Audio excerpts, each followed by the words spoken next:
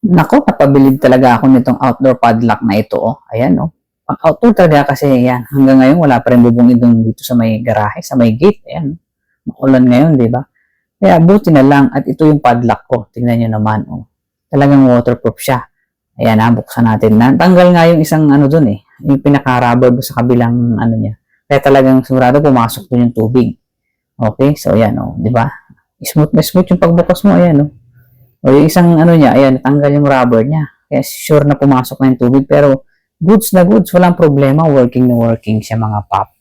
Mga guys, ayan o.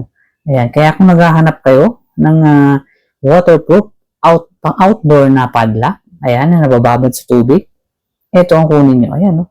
Ang daling buksan. Walang kahirap-hirap. Tsaka pati pag-lock niya. O, di ba?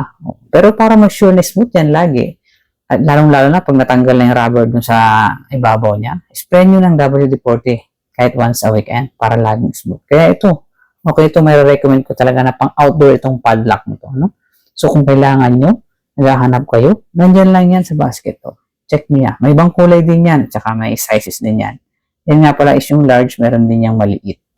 Okay, mga pops, mga guys. So check out na kayo. Thank you.